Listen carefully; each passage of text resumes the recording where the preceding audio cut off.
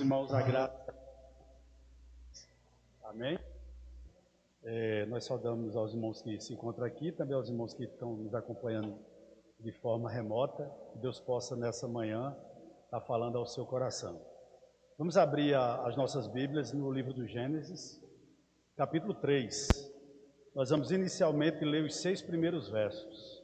Gênesis 3, nós estaremos lendo inicialmente do verso 1 até o verso número 6.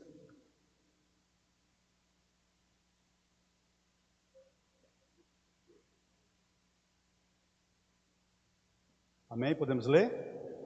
O texto sagrado nos diz assim: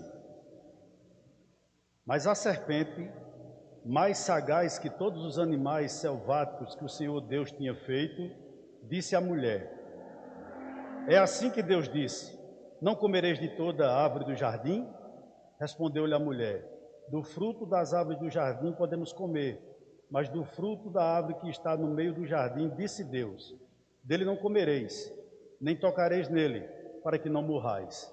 Então a serpente disse à mulher: É certo que não morrereis, porque Deus sabe que no dia em que dele comerdes, se vos abrirão os olhos, e como Deus sereis conhecedores do bem e do mal. Vendo a mulher que a árvore era boa para se comer, agradável aos olhos, e árvore desejável para dar entendimento, tomou-lhe do fruto e comeu, e deu também ao marido, e ele comeu. Vamos dar uma pausazinha aqui? Antes de nós entrarmos no texto, vamos orar mais uma vez? Senhor, aqui está a Tua palavra. A nossa oração é que nessa manhã, pela Tua infinita graça e misericórdia, Tu possa falar ao coração da Tua igreja como Tu falasse ao meu. Faz isso, Pai, para a Tua glória, para o Teu louvor, que Teu nome seja exaltado e engrandecido e a Tua palavra seja compreendida no final desse sermão. Nós Te pedimos isso humildemente, em nome de Jesus. Amém. Amém. Meus irmãos, nós estamos aqui diante da maior tragédia da história. Talvez, na realidade, a história da humanidade, ela é marcada por tragédias. Há pessoas que acham que a maior tragédia que nós vivenciamos foram as 2 primeiras guerras mundiais, a Primeira e a Segunda Guerra Mundial. Há pessoas que acham que a maior tragédia que a humanidade já passou foi, por exemplo, a gripe espanhola, ou a peste negra. Há pessoas, a nossa geração, por exemplo, acha que a maior catástrofe da humanidade é essa pandemia que nós estamos vivenciando. Mas na realidade, não é. Esse texto vai nos dizer por que nós morremos. Esse texto que nós vamos meditar nessa manhã vai nos dizer por que nós adoecemos, porque nós sentimos dores, porque nós, irmãos, temos sentimento de culpa, de fragilidade, porque nós sentimos depressão, porque nós temos desculpa. Onde começou tudo isso? Esse texto vai nos deixar claro isso. Mas antes de nós adentrarmos no texto, eu gostaria de fazer algumas observações. Primeiro, há alguns teólogos liberais, há até alguns pastores desses grupos, que acham, que afirmam que esse texto que nós iremos meditar nessa noite, ele é metafórico. Em outras palavras, há muita gente que diz que Adão e Eva, como a serpente também, não foram personagens históricos. Foram simplesmente lendas, é uma metáfora, é um conto, sabe? É uma alegoria que a Bíblia tem. Mas pense comigo nessa manhã, se Adão e Eva não existiram, então não houve queda. Se a queda não houve, nós não somos pecadores. Se não houve queda, se o homem não é pecador, ou seja, ele não precisa de um Salvador. Logo, se nós não somos pecadores, Jesus veio ao mundo e morreu em vão. A morte de Jesus foi inútil, se nós pensarmos dessa maneira. Se nós não cremos na literalidade desse texto, em outras palavras, se nós não cremos que Adão e Eva foram personagens históricos, em outras palavras, que eles verdadeiramente existiram, tudo isso cai por terra. O homem não é pecador, né? O homem não precisa de um Salvador, e a morte de Cristo na cruz foi inútil, se nós pensarmos dessa maneira. Interessante que, se esse texto não é literal, ou seja, se Adão e Eva não foram personagens históricos, então as Escrituras estão erradas. A Bíblia é uma falácia. Por quê? Porque lá em Lucas capítulo 3, verso 38, Jesus fala do casamento de Adão e Eva. Se nós não cremos na literalidade desse texto, nós não cremos também o que Paulo diz em 1 Coríntios 15, 45, que através de Adão, como o primeiro homem, veio o pecado, ou seja, o pecado entrou no mundo através de Adão. 1 Coríntios capítulo 15, verso 21 e 22. Romanos capítulo 5, 12, 18 e 19. Então, na realidade, as escrituras não estão erradas. Nós cremos, irmãos, na infabilidade das escrituras, tá certo? E nós temos certeza que Adão e Eva são ou foram personagens históricos. Também por quê? Porque eles se apresentam, as escrituras os apresentam como eles fazendo parte da árvore genealógica de Jesus. Lucas capítulo 3, verso 38. Então, na realidade, tanto Adão quanto Eva existiram realmente. Foram personagens históricos, e isso não é uma metáfora. A outra coisa interessante aqui, o que o pecado original, o que o pecado dos nossos pais trouxe, ele trouxe em primeiro lugar um rompimento das relações do homem com Deus. Ele trouxe também uma relação do homem, uma quebra da relação do homem com o próximo. Você pode se perguntar, por que tanta maldade? Ele também trouxe uma relação do homem, uma quebra da relação do homem consigo mesmo. Como é, irmãos? Em plena consciência, me permita um parênteses aqui, eu vi sábado passado um amigo meu totalmente vendido ao crack. Ele está irreconhecível, sabe? Ele está cadavérico, é a pele pegada nos ossos. Então você pergunta isso, você pergunta, por quê, pastor? Porque o pecado, ele quebrou a relação do homem para com Deus, do homem para com o próximo e do homem para consigo mesmo. Mas não só isso, também quebrou a relação do homem com a natureza. Veja, o homem foi criado para dominar a natureza. Hoje nós denigrimos, hoje nós degradamos. E não só isso, muitos de nós, entre aspas, eu estou usando o eufemismo, né? Quando eu digo muitos de nós, eu estou falando da humanidade. Como diz Isaías, pega um pedaço de madeira, com a mesma madeira que ele aquece um fogo, que ele bota na lenha, desse mesmo pedaço de madeira ele faz um ídolo e se prostra diante dele. Por quê? Porque o pecado fez isso conosco. A gente quebrou a relação nossa com Deus, quebrou a nossa relação com o próximo, quebrou a nossa relação conosco, mas não só isso, quebrou a relação do homem com a natureza. Então, o que é que eu quero dizer aqui? O pecado, ele fez com que a minha vida e a tua vida fosse uma esquizofrenia. Nós somos seres, irmãos, esquizofrênicos. Existencialmente falando. Por quê? Muitas vezes nós queremos fazer uma coisa boa, mas é isso que nós fazemos? Nós fazemos amar.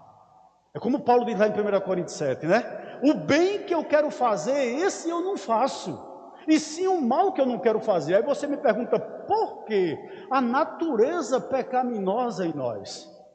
Isso é triste.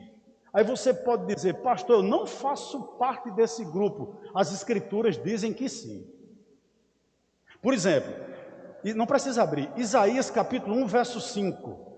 O profeta Isaías escreve o seguinte: toda a cabeça está doente, está corrompida. Isaías diz, e mais, e todo o coração está enfermo. O salmista, no Salmo 51, verso 5, Davi, diz o seguinte, que todos nascemos em pecado, e em iniquidade nossa mãe nos concebe. Veja bem, o pecado ele separa o homem de Deus. Em outras palavras, o homem não está apenas longe de Deus. O homem não está, irmãos, apenas distante de Deus. O homem é rebelde contra Deus. A inclinação da carne do homem é rebeldia contra Deus. Como eu já disse aqui, o homem separa o pecado separa o homem do próximo. Eu preguei aqui na minha última oportunidade o que ocorreu entre Adão e Caim. Por que Caim matou Abel? Fruto do pecado.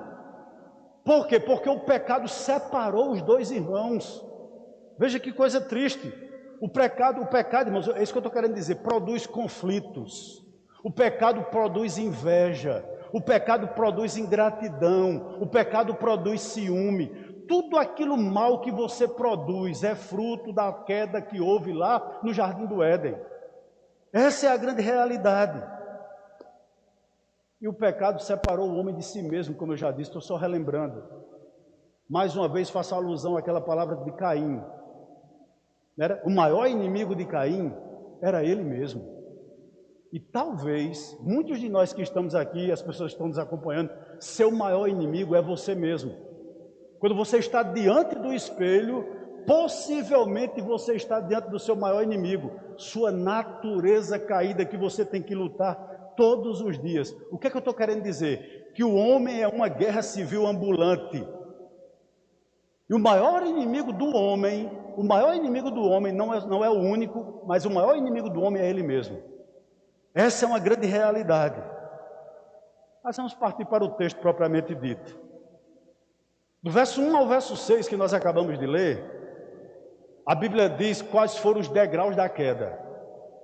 Veja bem, eu chamo sua atenção para o verso 1 e 2 inicialmente. Mas a serpente, mais sagaz que todos os animais selváticos que o Senhor Deus tinha feito, disse à mulher: é assim que Deus disse: não comereis de toda a árvore do jardim? Respondeu-lhe a mulher: do fruto da árvore do jardim podemos comer. Vamos parar um pouquinho aqui. A primeira arma que o diabo usou na existência humana foi o quê? Foi o disfarce. A primeira arma que o diabo usa contra os nossos pais foi o disfarce. Ele apareceu a Eva na figura de quem? Na figura de uma serpente. Interessante, a serpente é uma criatura criada por Deus. Ela não andava rastejando, ela andava ereta. O que eu fiquei pensando quando eu meditava para pregar aqui para os irmãos, era o seguinte: Eva conhecia a serpente, irmãos. Eva já tinha visto aquela serpente talvez centenas de vezes. Ela já deve ter passado por perto de Eva, por perto de Adão. E de repente a serpente chega até ela. Certamente ela não é o réptil repugnante que é hoje, mas ela chega até Eva e vai conversar com ela. Há uma primeira aplicação para a nossa vida aqui importante. O diabo ele foi conversar com Eva de forma disfarçada. Ou seja, em primeiro lugar, ele não mostrou a sua cara. Ele não colocou as suas unhas de fora. Ele não disse quem era. Isso é uma coisa para a gente pensar hoje pela manhã aqui. Pelo contrário, a Bíblia diz que ele chegou como? De forma sagaz. O que é que você aprende aqui? Ele chegou de mansinho. Ele chegou, irmãos, usando de esperteza. Ele chegou usando de lábia. Ele chegou com sagacidade. Posso lhe dizer uma verdade aqui nessa manhã? O diabo ele é especialista na arte de seduzir. Tenha cuidado. Ele não se aproxima com tridente, como muita gente pensa. Ele não se apresenta cuspindo fogo, com casco de animais. Não, ele não se apresenta fedendo a enxofre, não. Ele se apresenta com voz mansa. Ele se apresenta, irmãos, com forma de voz aveludada. A voz dele é harmoniosa. O diabo, quando ele vai nos abordar, ele é jeitoso, ele é cativante. Eu posso lhe dizer uma coisa aqui sem medo de errar: dar brecha a ele é abrir uma porta larga para o inferno. Eu gostaria que você pensasse nessa manhã. Não dê brecha ao inimigo. E você poderia me dizer: pastor, por quê? Bote isso na mente que eu vou lhe dizer em nome de Jesus. Se uma coisa que o diabo sabe fazer é aproveitar as oportunidades. Ele sabe fazer como ninguém. Essa conversa aparentemente amistosa que Eva teve com a serpente nunca deveria ter existido. Ela nunca deveria ter aberto essa brecha na vida dela. Aí você pode me perguntar: e tudo bem, pastor, mas eu não vejo nenhuma serpente vindo conversar comigo. Eu não acho. Muita gente pensa assim, que o diabo usa essa tática de camuflagem hoje. Deixa eu lhe dizer uma verdade aqui, que nós estamos susceptíveis a ela. A Bíblia diz que, se eu não me engano, é em 2 Coríntios 14. Eu não lembro agora o texto, me perdão. Acho que é 2 Coríntios 14 ou 11, não lembro. Que, se possível, né, o diabo se transforma até em anjos de luz. Não sei se é 2 Coríntios 11, 4 ou 14, 4, me foge da mente agora. Tá certo? Mas o texto que Paulo escrevendo aos Coríntios diz que, se possível, o diabo se transforma em anjo de luz. O que é que você entende aqui? Existe um lugar mais propício para o diabo se disfarçar do que um lugar como esse? Com a Bíblia aberta, com o título de pastor, ou bispo, ou missionário, ou até em alguns casos apóstolo, até com direito a ter horário em televisão. Você quer uma camuflagem maior do que essa? E a gente, quando eu digo a gente, estou usando o eufemismo novamente, eu digo a igreja, ouvindo. E essas pessoas disfarçadas, o diabo disfarçado na forma desses líderes evangélicos, são quem nos representa? Pergunto quem é o grande líder evangélico hoje, há 10 pessoas incrédulas.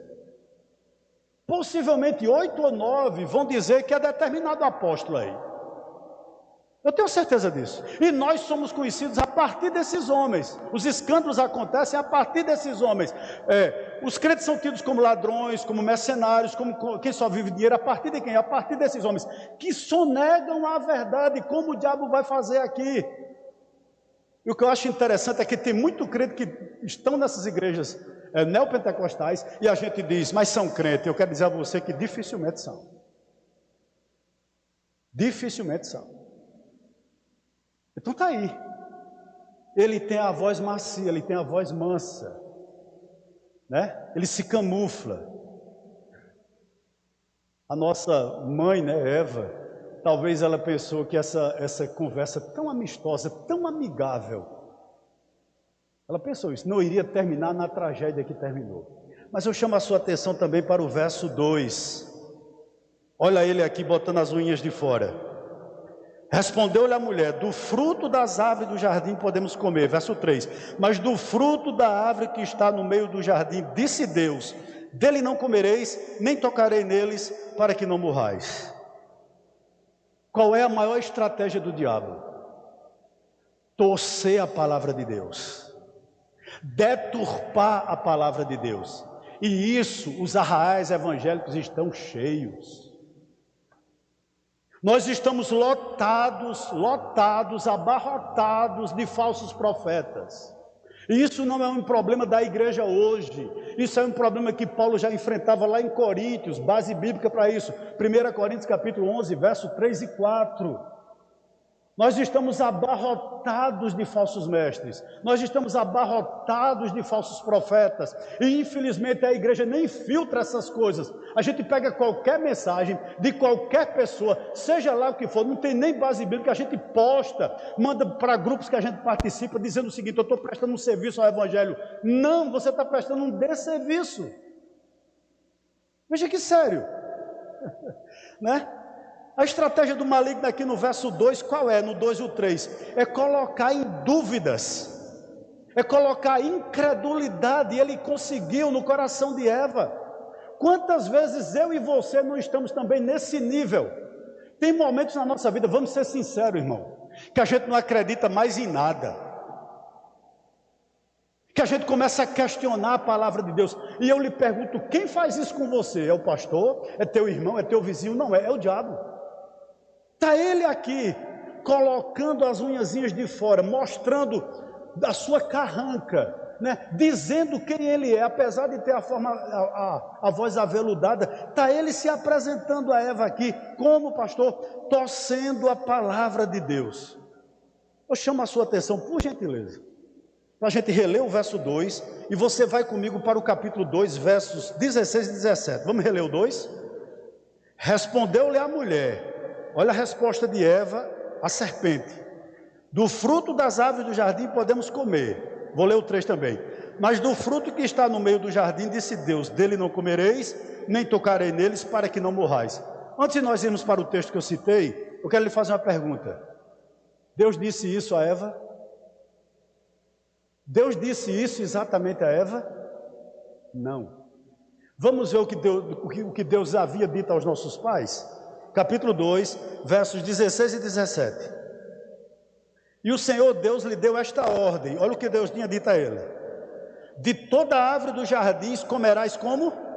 Livremente. Está aqui o livre-arbítrio.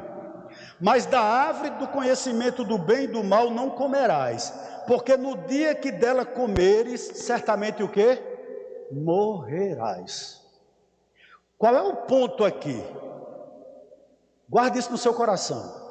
Sempre que você colocar em dúvidas a integridade das Escrituras, você está seguindo as pegadas do maligno. Todas as vezes que eu começo a desacreditar naquilo que a Escritura diz, eu estou no caminho dos meus pais, de Adão e Eva. É o que acontece com os testemunhos de Jeová. Mas não tem Bíblia? É o que acontece com os mormons. É o que acontece com todas as seitas. É o que acontece com as igrejas neopentecostais. Elas colocam em dúvidas. Como, pastor? Ou acrescentando, ou retirando, ou deixando de dizer coisas que Deus disse. O que está acontecendo aqui? O diabo colocou um não, onde Deus havia dito um sim. Sempre é assim. Deus proíbe alguma coisa, mas o diabo diz para você, pode. Deus dá liberdade para você fazer determinada coisa, o diabo diz para você, não pode. Ele é dessa maneira. Ele é dessa maneira. Interessante, né? No verso 3, quando diz o seguinte: mas do fruto da árvore que está no meio do jardim, disse Deus, dele não comereis, nem tocareis nele, para que não morrais. Eva comete 3 erros. Primeiro, eu digo 4. Primeiro, ela começou a conversar teologicamente com o diabo. Ela abriu um discurso teológico com o diabo e começou a ouvi-lo. E veja como isso é perigoso. Por quê, pastor? Primeiro, ela acrescenta alguma coisa à palavra de Deus. Deus não disse que ela não podia tocar. Ela foi quem disse ao diabo, Deus disse que eu não podia tocar. Deus não disse isso a ela. Deus disse que ela não podia comer da árvore do conhecimento do bem e do mal. Tocar ela podia. Mas ela por si só começa a fazer acréscimos à palavra de Deus. A brecha se torna maior. Mas se não bastasse isso, ela começa a questionar. Quando ela diz o seguinte, olha, lá no finalzinho do verso 3, dele não comereis nem tocarei neles, para que não morrais. É como se Eva estivesse dizendo assim, existe uma possibilidade de que se eu comer do fruto da árvore do bem e do mal, eu morra. Existe uma possibilidade. Não foi isso que Deus disse a Eva.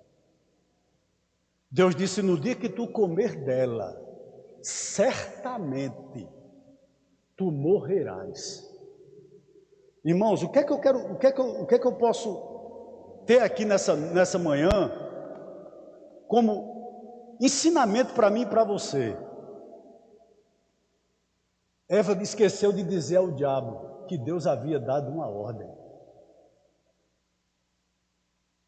A Bíblia tem várias coisas que me chocam e talvez choque você. Mas o problema não está na Bíblia.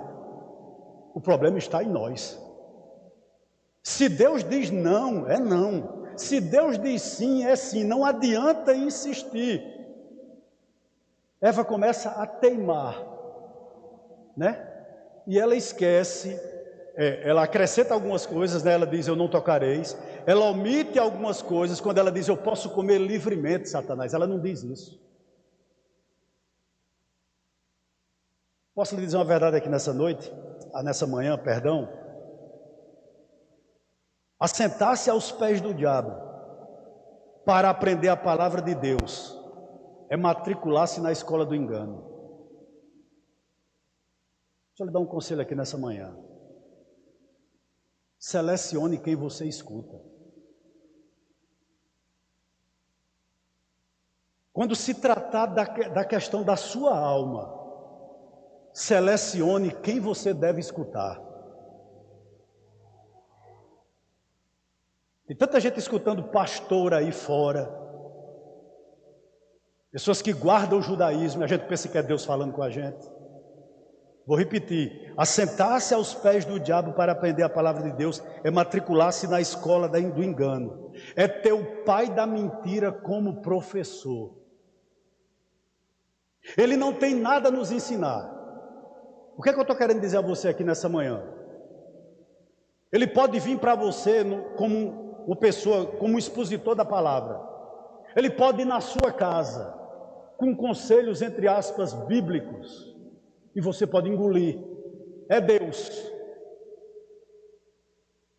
E assentar-se aos pés dele é diplomar-se na Universidade das Heresias. Faça um estudo de onde saiu as seitas. Quem criou os TJ? Quem criou os mormons? Você sabe? Crentes desviados do Evangelho. Né? Começa a colocar em dúvida. É o mesmo passo dos nossos pais. 4 e 5. Vamos ler? Olha o verso 4 e o verso 5. Então a serpente disse à mulher. Aí ele se mostra, irmãos. Aí ele se revela quem é quem. O diabo é assim, olha. O diabo é aquele ser que inicialmente ele nunca lhe mostra o anzol. Ele só mostra a isca. Mas chega um momento em que você vai perceber o anzol. Até agora ele só tinha lançado a isca. Mas parece que agora ele começa a mostrar o anzol para Eva. Veja como ele é descarado aqui no verso 4 e 5. Olha. Então a serpente disse à mulher: é certo que não morrereis, porque Deus sabe que no dia em que dele comerdes, se vos abrirão os olhos, e como Deus sereis conhecedores do bem e do mal. Você lembra que eu disse que o diabo começou o diálogo cauteloso? Você lembra que no início da minha fala eu disse que o diabo começou o diálogo com lábia? Interessante que aqui ele começa a colocar as suas unhas de fora. E você diz: por que eu estou fazendo essa afirmação? Porque abertamente ele começa a negar a palavra de Deus. Ele diz para Eva, ele diz: Eva, é mentira. Não confie na palavra do Senhor.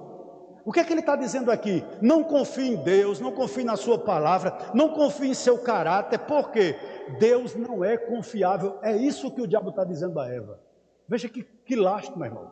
E o pior, Eva está dando trela, Eva está sentada escutando ele, entusiasmada. O texto não diz isso, mas eu conjecturo. O que é que tem aqui no verso 4? Aqui nós temos a verdade de Deus, né? Contra, entre aspas, a verdade do diabo. Aqui estão as duas verdades, né? Uma entre aspas, a do diabo, exposta para Eva. O que é que eu aprendo aqui? Bote isso no seu coração. A verdade de Deus, ela sempre nos protege. A verdade de Deus, ela delimita o ser humano. Como isso é bom. Como é bom, irmãos, quando Deus dá uma ordem para mim e para você, o seguinte: olha, não adultere. Que coisa maravilhosa. Não existe uma ordem mais bela para mim nos mandamentos. Sabe por quê? Porque Deus está protegendo o nosso casamento com esse muro. Não só o nosso casamento, está protegendo os nossos filhos. Aí chega a verdade do diabo, né? É uma verdade, o quê, pastor? É uma promessa de ausência de limites. Ele diz para mim e para você: você vai ser feliz no adultério. É assim, irmãos. A verdade de Deus diz para mim e para você: não roube. A verdade de Deus diz o seguinte: leve vantagem. A verdade do diabo, perdão. Porque a verdade do diabo, ela tem ausência de limites. Aí você poderia me fazer uma pergunta aqui nessa noite, nessa manhã, perdão. Qual a causa da queda? Por que nossos pais caíram? E isso é válido ainda para nós hoje. Por que o homem cai? Vou lhe dizer: porque nós valorizamos mais a verdade do diabo do que a verdade de Deus. Todas as vezes, sem exceção, que o homem valoriza mais a verdade do diabo, entre aspas, essa verdade, do que a verdade de Deus, ele se dá mal.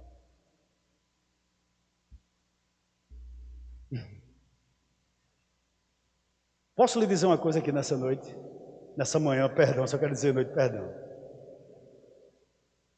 Se existe um ser inteligente, estrategista, esse ser é o nosso adversário, Satanás. Verso 4 e 5, o que é que ele está fazendo aqui?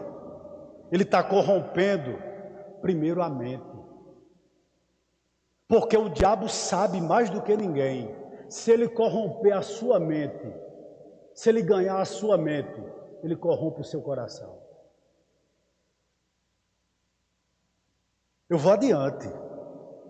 Primeiro vem a impiedade, depois a corrupção. Irmão, ninguém sai de casa dizendo assim, hoje eu vou pecar, tudo é um processo. Ninguém, você não sai de casa, hoje eu vou pecar, você não sai. É um processo. Então o que é que o diabo faz comigo e com você, como fez com os nossos pais? O foco dele é a mente. O que é que eu estou querendo afirmar aqui nessa manhã? Abra seus ouvidos. Tudo começa com os pensamentos.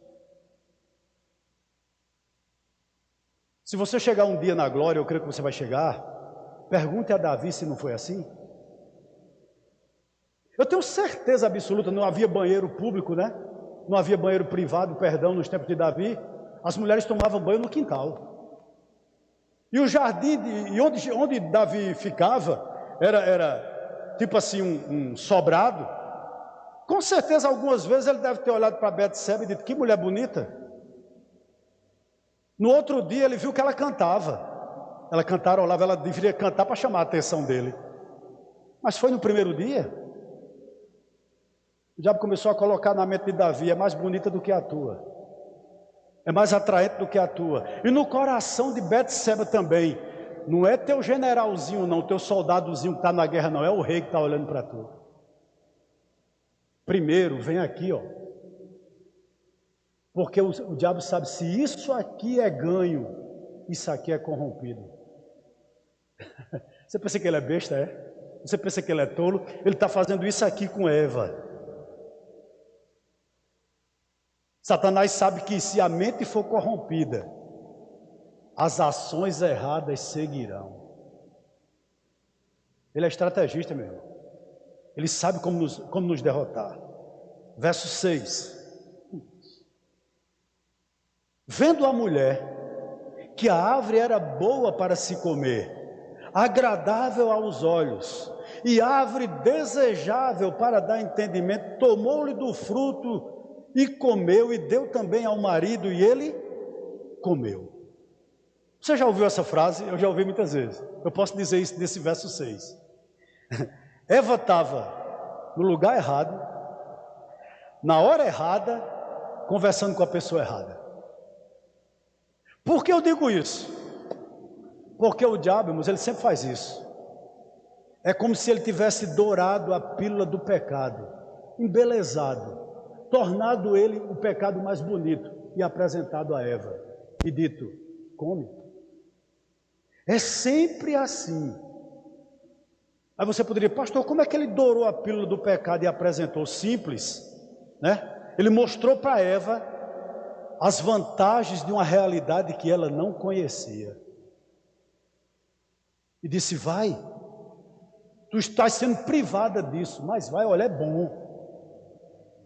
Você já ouviu essa voz? Você sabe que alguma coisa é errada, mas o diabo doura o pecado. Ele o torna bonito, ele o enfeita. Aí apresenta para mim e para você e diz, olha, Deus não permite, mas eu permito. Aí você diz, que coisa boa. Abra seus ouvidos, por gentileza, irmãos. O diabo, ele tornou o pecado encantador. Ele tornou o pecado desejoso. Interessante que Eva, na ânsia de encontrar, né, o que o diabo prometeu e o que Deus negou, ela entrou na conversa dele. Gostaria de lhe dizer que não é diferente comigo e com você. Ele continua usando as mesmas estratégias. E infelizmente, ainda tem dado certo.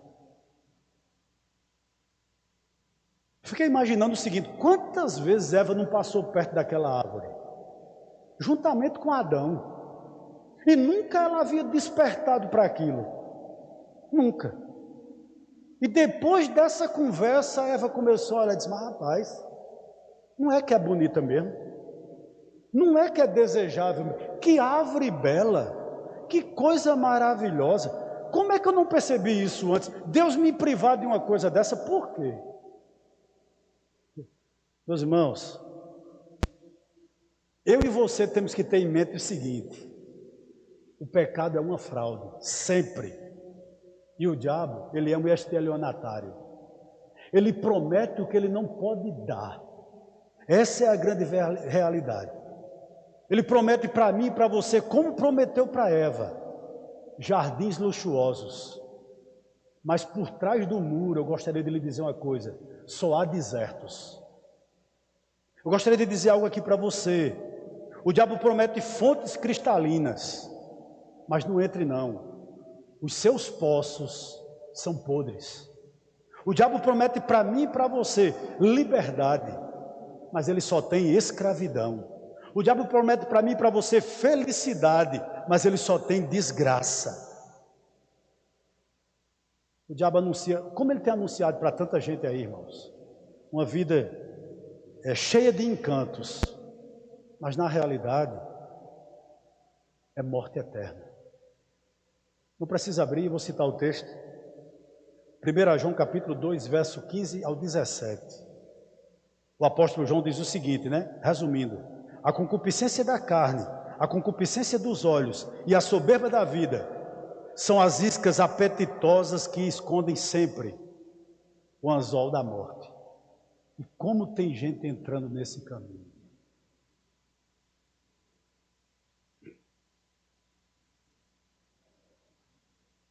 Vou chamar a sua atenção aqui, depois desse diálogo entre a serpente e o diabo, e perguntar a você o seguinte: onde estava Adão?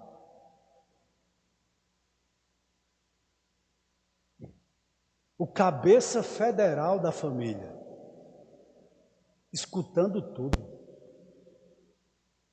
vendo toda a desgraça acontecer nas barbas dele, por assim dizer, e caladinho. E a mulher pegou do fruto, não o obrigou, ninguém obrigou Adão a comer, ninguém insistiu Adão a comer, Deus não mandou Adão comer, Eva não mandou Adão comer, só pegou do fruto e disse: tome, Adão. E ele comeu.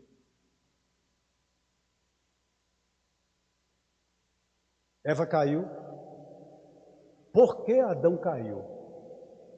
Porque Adão resolveu ouvir mais a criatura, Eva, do que o Criador. Qual era a posição de Adão?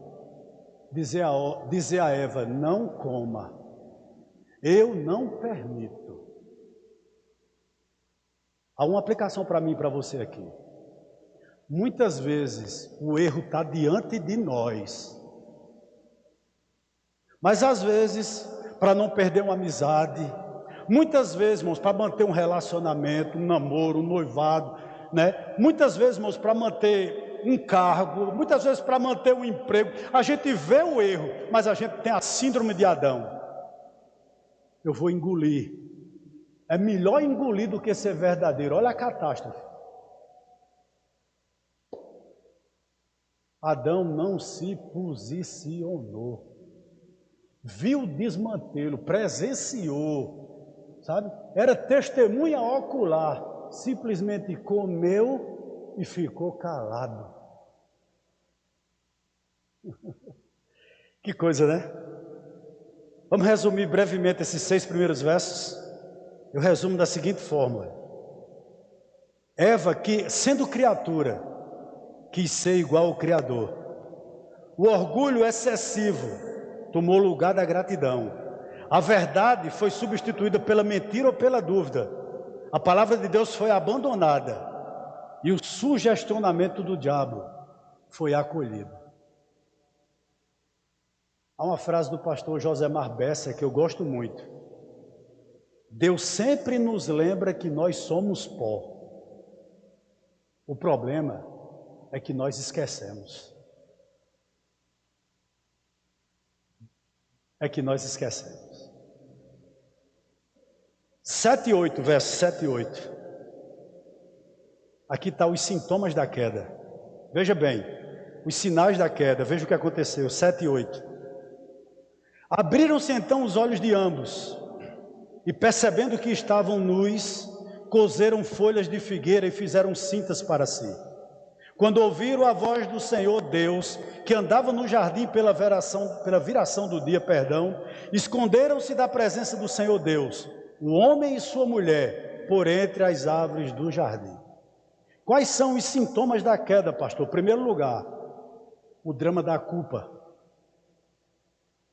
O drama da culpa. Logo que eles comeram do fruto proibido, a Bíblia diz que seus olhos foram abertos, né? Não no sentido, presta atenção nisso, irmãos, não no sentido deles verem que estavam sem roupas. Não foi nesse sentido somente, não. Mas no sentido deles entenderem que eles eram fracos, que eles foram humilhados, que eles foram enganados. Pela primeira vez os nossos pais sentiram o peso da culpa. O que é que eles sentiram aqui primeiramente? Que seus olhos não foram abertos para se tornarem iguais a Deus. O que foi que aconteceu? Eles perceberam pela primeira vez que eles caíram numa cilada. Como é triste isso, né, irmãos? Esse sentimento de culpa ainda, ele caminha conosco. Quantas vezes nós não fazemos escolhas erradas na nossa vida? Sabe o que me choca aqui? É porque antes da queda, nossos pais tinham livre-arbítrio. E hoje nós não temos mais. Se alguém disser a você que você tem livre-arbítrio, é mentira. Você tem arbítrio. Mas livre, jamais. Porque como diz Martinho Lutero, permita-me citá-lo nessa manhã, o homem é uma besta. Ou ele é montado por Deus, ou ele é montado pelo diabo. O que é que Martinho Lutero está querendo dizer? Ou minhas escolhas são segundo Deus, ou minhas escolhas são segundo o diabo. Aqui nossos pais, a partir de então, nossos pais perderam o livre-arbítrio. Eles não tinham mais. E começam a perceber a culpa. Sabe? O peso da culpa. O que é que eles estavam percebendo? Não só que eles estavam nus, mas que eles estavam o quê? Eles haviam entrado no conto do vigário. Eles tinham entrado numa furada. É a primeira vez que eles têm esse sentimento, o sentimento de culpa eles não tinham. Outra coisa interessante, o peso da vergonha. Vamos reler o verso 7? Abriram-se então os olhos de ambos e percebendo que estavam nus, coseram folhos de figueira e fizeram cinzas para si. Aliás, cintas, perdão, ou tangas, né? Como tem outras versões, para si. Meu irmão, logo que eles perceberam a sua nudez, eles tentaram se cobrir com folhas. Agora eu lhe pergunto uma coisa aqui nessa manhã a você. Gênesis capítulo 2, verso 25, vamos ler? Ora, bem pertinho aí do 3, 3:1. Ora, um e o outro, o homem e sua mulher estavam como? Como? E eles faziam o quê? Não. Irmãos, todas as vezes eles estiveram nus. Eles nunca se cobriram. E por que só agora eles percebem que estavam nus? Eu gostaria de lhe dizer uma coisa, não foi a nudez que os deixou envergonhado, ou envergonhados, melhor dizendo, foi o peso do pecado. Porque todo o tempo eles estavam nus e não tinham vergonha um do outro. Mas com o pecado entrou no mundo, isso começou a vir sobre a vida dele, esse sentimento de vergonha. Mas eu gostaria de destacar aqui um parênteses aqui nessa manhã. É importante ressaltar que o fruto proibido não foi o sexo. Nossos pais eram livres para se relacionar sexualmente antes da queda. O fruto proibido não é o sexo. Certo? Porque o sexo, desde que seja no casamento, dentro do casamento e nunca fora dele, é permitido por Deus e é um presente de Deus e deve ser desfrutado por pessoas casadas. Então, o que é que eu quero dizer aqui para você nessa manhã?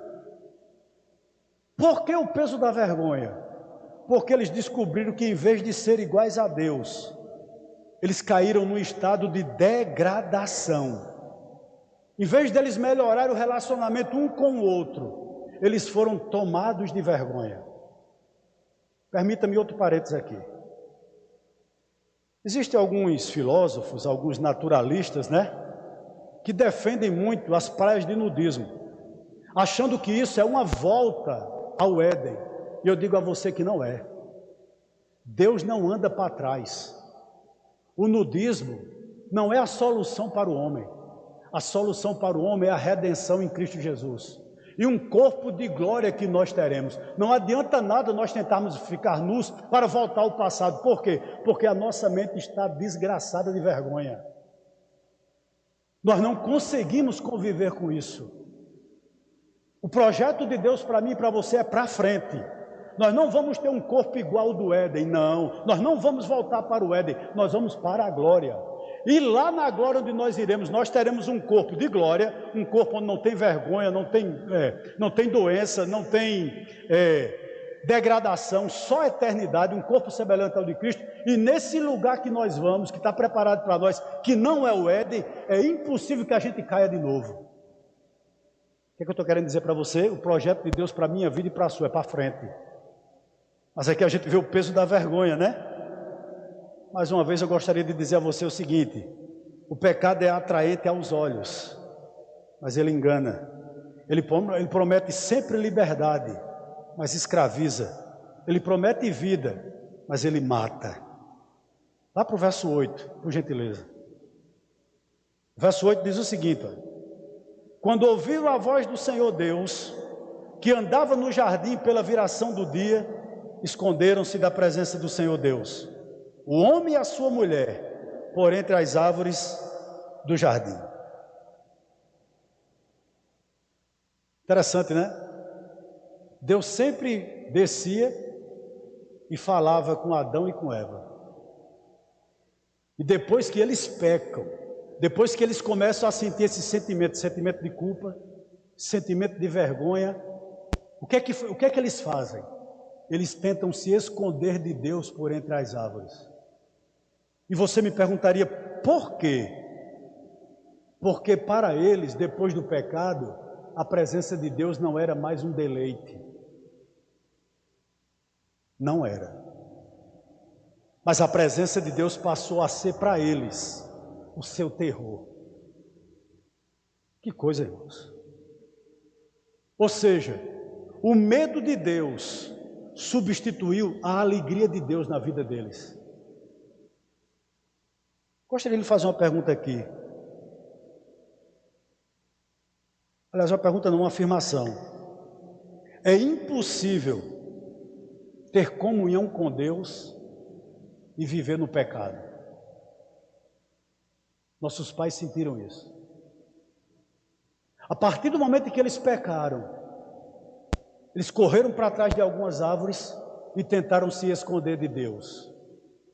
Porque, repito, é impossível se ter comunhão com Deus e viver no pecado. É impossível qualquer um de nós, regenerados agora, eu creio, você dizer que ter comunhão com Deus e viver na prática deliberada do pecado.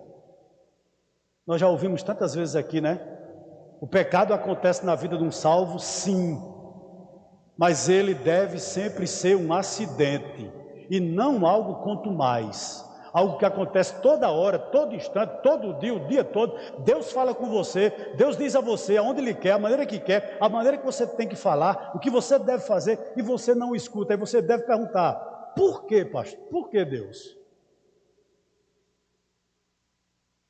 Irmãos, é loucura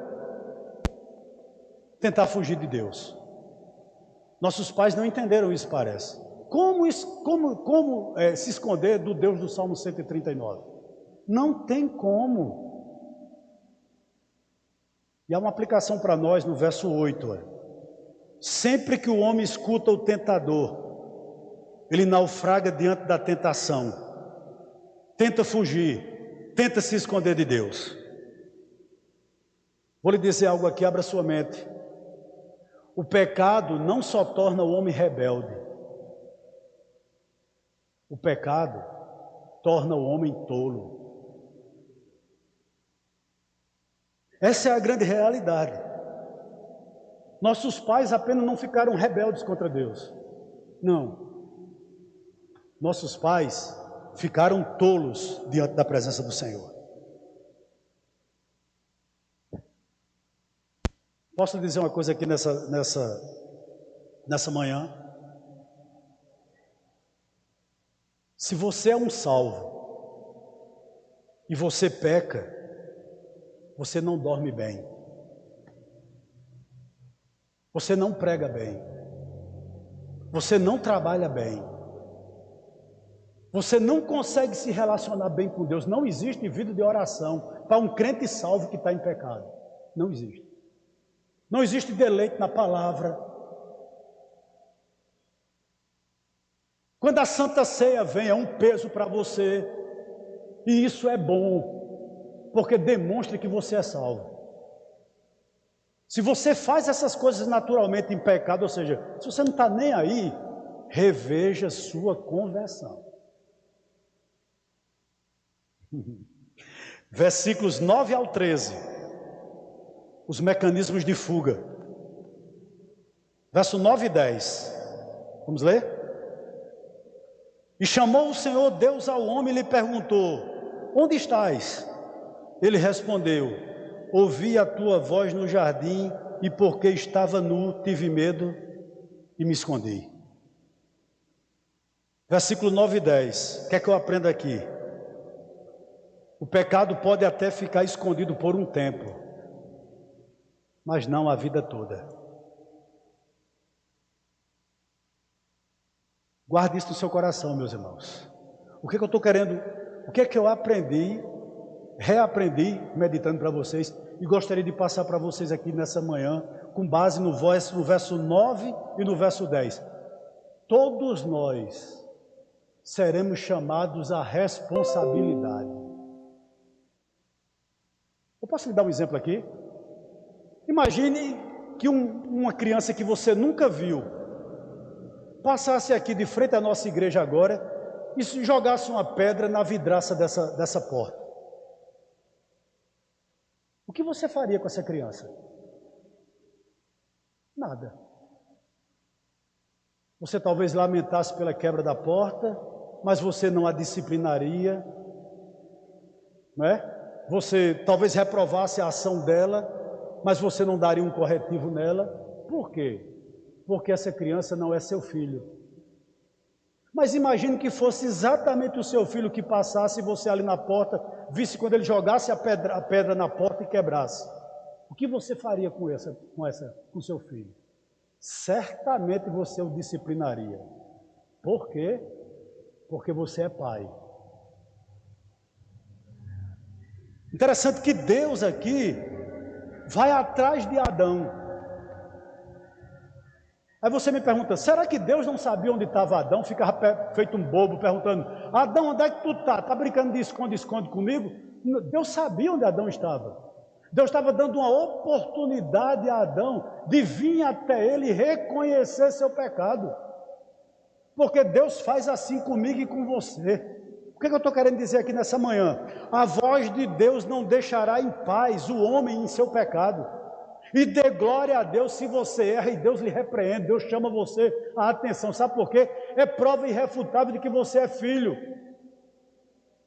Quando Deus lhe chamar, quando você sair daqui moído numa palavra, quando Deus falar ao seu coração, quando você escutar uma pregação e dizer: isso foi para mim, eu tenho que consertar essa área da minha vida, eu tenho que melhorar nisso, eu tenho que melhorar naquilo, é porque você é filho e Deus está à procura de você. E Ele estava aqui à procura de Adão, para que Adão caísse em si. Mas Adão, ele tentou fugir não porque ele estava nu, ele fugiu porque ele pecou. Ô irmãos, ele fugiu porque ele transgrediu. Você entende como essa natureza de Adão ainda está aqui, ó? Tá. Como é difícil a gente reconhecer, né? É a natureza de Adão, irmão, na gente. É a natureza de Adão, eu vou lhe provar, verso 11 e 12. Olha bem, perguntou-lhe Deus: quem te fez saber que estava nu? Comeste da árvore que te ordenei que não comesses? Verso 12. Então disse o homem: a mulher que me deste por esposa, ela me deu da árvore, e eu o quê? E eu comi. Lhe sou familiar? O que que Adão está dizendo a Deus aqui? Interessante que Deus chamou Adão, né? Para que ele não fugisse do assunto. É como se Deus estivesse dizendo: Adão, vamos ter um papo reto? É eu e você agora. Eu e você agora, Adão. Verso 11, né? Quem te fez saber que estava nu? Comesse da árvore que te ordenei que não comesse? Aí a resposta de Adão: a mulher que me deste por esposa, ela me deu da árvore, e eu comi. O que é que a gente percebe aqui? A transferência de culpa. Nunca sou eu. Nunca estou errado. Conhece pessoas assim? O problema, Deus, não sou eu. Interessante que ele culpa duas pessoas. Ele diz o seguinte: olha Deus, é isso que ele está dizendo. Eu só comi por conta de duas pessoas. Primeiro, por tua causa. Era como se Adão estivesse dizendo o seguinte: eu não queria nessa mulher. Não era? Foi tu que me desse. Então, em primeiro lugar, ele culpa Deus. Aí, para fechar mais a questão, para se livrar mais, para jogar mais a culpa nos outros, diz: olha, se a culpa não é tua, foi dela, que eu nem queria. Nunca tinha nem olhado para aquela árvore, mas ela pegou e me deu, e eu o quê? E eu comi. Interessante, né, irmãos? Em casa você lê 1 Timóteo capítulo 2, verso 4. Paulo escrevendo a Timóteo vai dizer que nós caímos em Adão. Interessante, quem pecou primeiro foi Eva, né? Mas Paulo vai dizer que nós caímos em Adão. Por quê? Porque Adão era o cabeça. Adão era para quem ter dito inicialmente a Eva: não coma. Deus ordenou que a gente não comesse. Por isso que a gente pecou em Adão, porque ele não se posicionou. Base bíblica para isso, pastor, 1 Timóteo 2,14. É mais fácil, irmãos, e é sempre assim, viu? É mais fácil transferir a culpa para os outros. A culpa foi de Matos, a culpa foi do pastor, a culpa foi de irmã Messi, a culpa foi de irmã Ritinha, a culpa foi de Elana, a culpa foi de Francimar. Nunca é minha. Verso 13.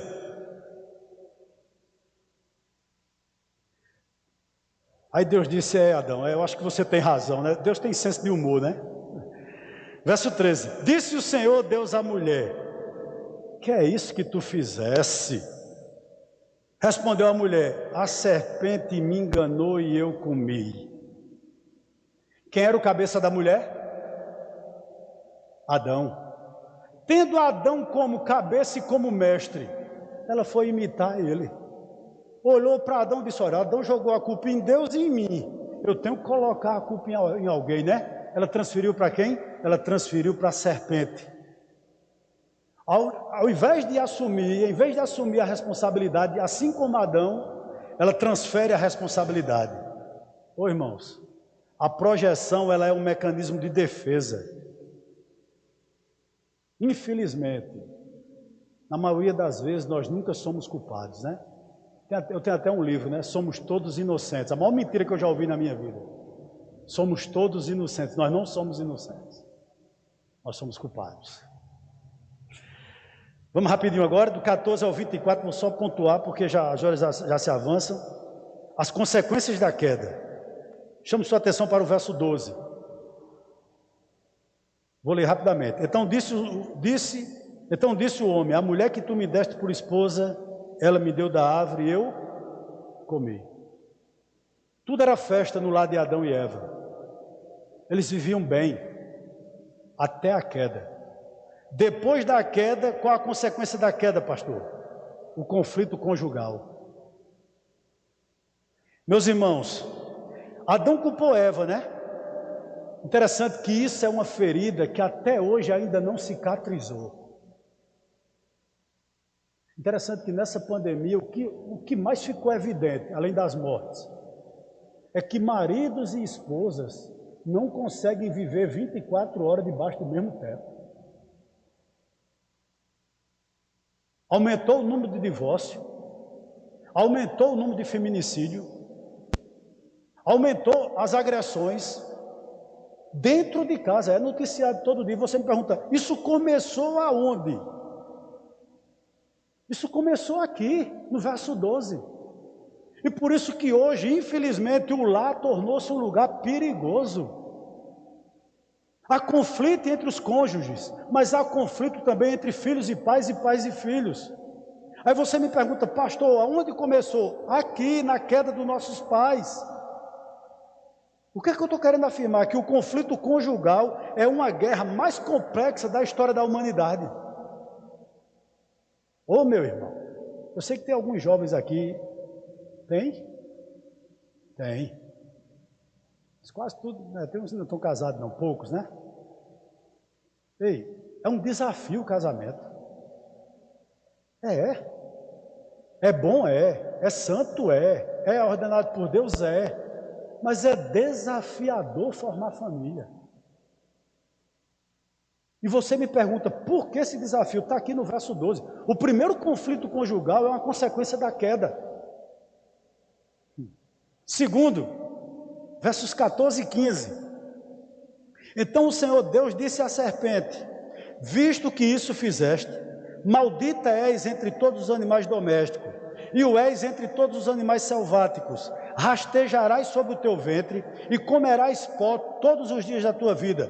Porém, inimizade entre ti e a mulher, entre a tua descendência e o seu descendente, esse te ferirá a cabeça, e tu lhe ferirás o calcanhar. A gente fala muito em guerra espiritual, né? Aí você me pergunta, onde começou? Está aqui. Se não bastasse o conflito conjugal, a partir da queda nós ganhamos um inimigo mais forte do que eu e do que você. Os principados e as potestades. Efésios capítulo 6, verso 12. Meus irmãos, o que é que eu estou querendo dizer aqui nessa noite, nessa manhã? O pecado não só colocou o marido contra a esposa, mas o pecado também colocou o diabo contra toda a raça humana. Deixa eu dizer uma coisa aqui a você. Quantas armadilhas não existem na tua vida e na minha? Quantas ciladas ele não já preparou e está preparando? Eu posso lhe dar um conselho aqui,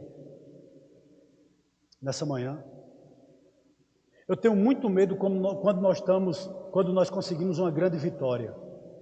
Porque sempre depois de uma grande vitória, tem uma grande cilada. Depois que Davi derrotou todos os filisteus, ganhou várias guerras, o diabo coloca no coração dele, faz o recenseamento, para tu mostrar a esse povo como tu és grande. A Bíblia diz o seguinte, olha, aquele pois que pensa que está em pé, cuide para que não caia. Sabe por que muitos de nós naufragamos? Eu vou lhe dar um conselho que eu gostaria que você não esquecesse nunca. Martin Lloyd Jones, ele diz o seguinte, existe uma armadura de Deus à disposição da igreja, que Deus não vai vestir por você, Ele lhe dá.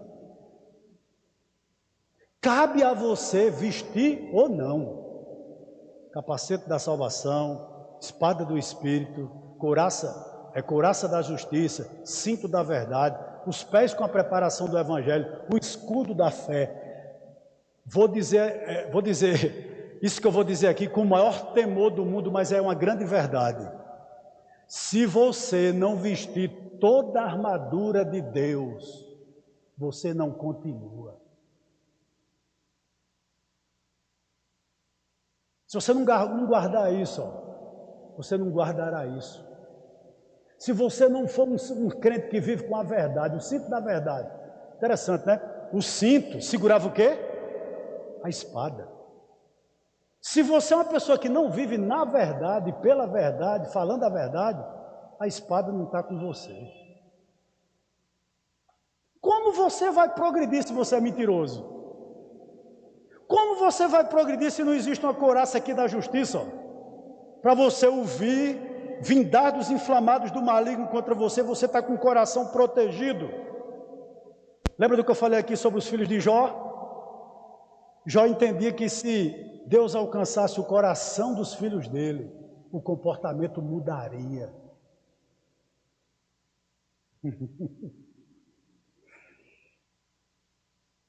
Irmão, você não precisa fazer nada novo.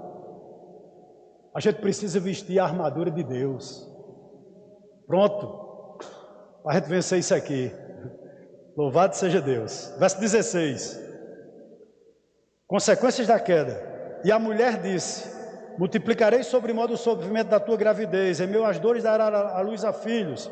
O teu desejo será para o teu marido e ele te governará. O sofrimento da mulher. Ou seja, o que é que Deus está dizendo aqui? Que a gravidez tornar-se-ia um tempo de sofrimento. E interessante que o parto seria uma hora de dor. Isso aconteceu por quê? Por conta da queda. Interessante que amar e acariciar, que era só o que existia antes da queda, dá lugar ao desejar e dominar. Mais uma vez vamos para os conflitos dentro do lar. Os maiores conflitos que nós temos dentro do lar, irmãos, não é incompatibilidade de gênio. Para o cristão, é incompatibilidade com o Espírito Santo. Posso dar um conselho aqui à mulher? Nunca queira ser um homem, porque seus filhos vão precisar de você como mãe. Posso dar um conselho aqui aos pais? Nunca assuma totalmente o papel da mulher dentro do seu lar, porque seus filhos precisarão de você como pai. – 17 ao 19, rapidinho aqui. E a Adão disse: viste que atendeste à voz de tua mulher e comeste da árvore que eu te ordenei, que eu ordenara que não comesse, maldita é a terra por tua causa, em fadigas obterás dela o sustento durante os dias de tua vida. Ela produzirá também cardos e abrolhos, e tu comerás a erva do campo. No suor do rosto comerás o teu pão, até que tornes a terra, pois dela foste formado, porque tu és pó e ao pó tornarás. Interessante que antes da queda, o trabalho era um deleite, o homem trabalhava. Mas depois da queda, o trabalho se torna uma fadiga. Deus diz o seguinte, que a fadiga e o suor seriam os companheiros do homem para que ele pudesse obter a sobrevivência. Nós teremos que trabalhar tanto o cansaço quanto a fadiga, o suor, seria nosso companheiro eternamente. Ô meu irmão, eu estava vendo uma reportagem ontem. Hoje no mundo, há 50 milhões de pessoas passando fome. Hoje pela manhã, elas vão comer na esperança de comer amanhã novamente. Só fazem uma refeição por dia. E muitas delas, sabe qual é a refeição? Barro misturado com farinha.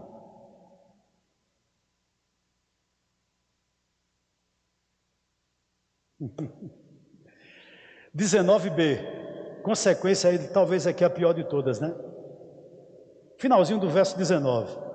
Porque tu és pó, e ao pó tornarás. O que é que eu estou querendo dizer aqui? O que é que Deus está dizendo aqui? Que o pecado, ele é a mãe da morte. Quem gerou a morte?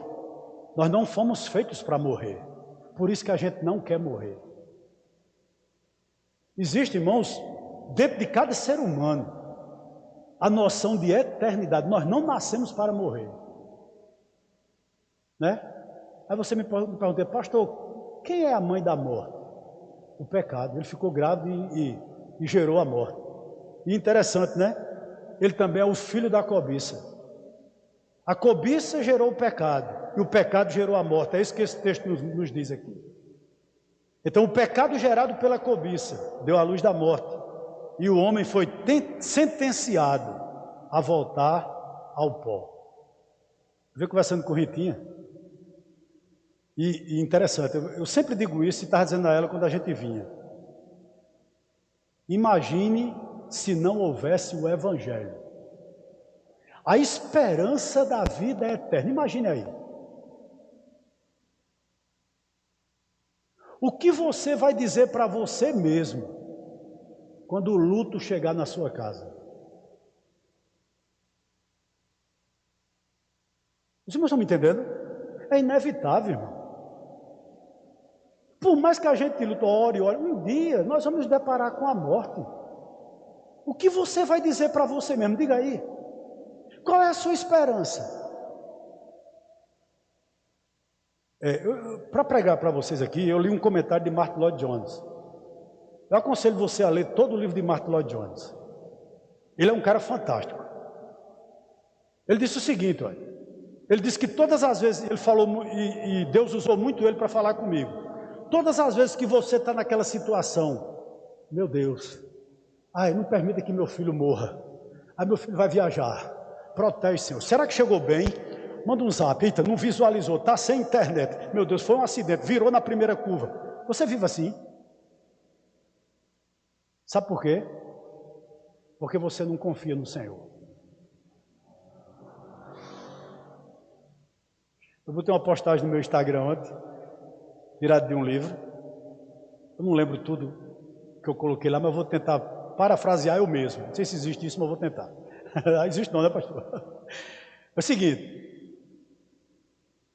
Deus fez o mundo, tudo que nele há, o céu, a terra, o mar, em 6 dias. No 7º dia, Deus descansou. O Criador do universo descansou no 7º dia e nada se espatifou. Por que eu e você não podemos descansar? Se ele descansou e nada se espatifou, imagine eu e você. Será que a gente não pode descansar nele? Aí eu coloquei no final o seguinte, que a minha missão e a sua não é resolver o mundo, mas descansar naquele que o criou. Os irmãos estão me entendendo? Meu irmão, a morte virá um dia. Eu espero que Jesus volte até hoje. Se fosse ele arrebatasse agora, não era? Aí eu venho você, mas pastor, ainda tem meu marido que não se converteu, minha mulher, minha mãe, meus irmãos, não é verdade? É verdade. Mas se a morte chegar, a gente tem uma esperança. Nós iremos morar com Ele. Glória a Deus. Rapidinho, qual foi a solução de Deus? Como Deus é maravilhoso, né? Qual foi a solução de Deus para a maior tragédia da humanidade? Para essa pandemia que nós estamos vivendo, dizem que a solução é a vacina, dizem, né? Mas qual foi a solução de Deus para a maior tragédia humana? Versos 15, 20 e 21 e a gente vai para casa. Verso 15. O texto diz o seguinte: porém inimizade entre ti e a mulher, entre a tua descendência e o seu descendente. Este te ferirás a cabeça, e tu lhe ferirás o quê? O calcanhar. É isso? E tu lhe ferirás o calcanhar. Qual é a solução de Deus para a tragédia humana? Interessante, né? Pela primeira vez na Bíblia, o Evangelho de Cristo é pré-anunciado a Adão. Quem é a semente da mulher? Gálatas 4:4. Jesus Cristo. Ele é pré-anunciado a Adão. Eu tenho certeza, eu já falei isso, né? Quando Eva engravidou, Eva pensou, Adão, quem vai pisar na cabeça da serpente é Caim. Se decepcionaram. Não foi Abel também não, nem foi Sete, mas ele entendia pela fé. É tanto que ele mandou que fizesse sacrifício, ensinou a Abel, ensinou a Caim. Caim nunca aprendeu, por isso que eu creio na eleição, né? Abel sim, sempre dava o melhor. Que sem sacrifício de sangue não haveria remissão de pecados. Ele aprendeu aonde? Aprendeu aqui no verso 15. Adão e Eva sabiam que um dia viria alguém que com certeza apagaria tudo aquilo de mal que eles haviam cometido. Interessante que as Escrituras deixam isso bem claro. Por exemplo, não precisa abrir, 1 de João 3,8, Jesus veio ao mundo para destruir as obras do diabo. Mateus 12,29, Jesus veio ao mundo para amarrar o valente e saquear sua casa. Atos 26,18, para nos arrancar da potestade de Satanás. Colossenses 1,13, para nos arrancar do império das trevas.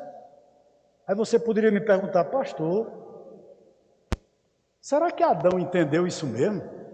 Eu acredito que sim. Vá para o verso 20.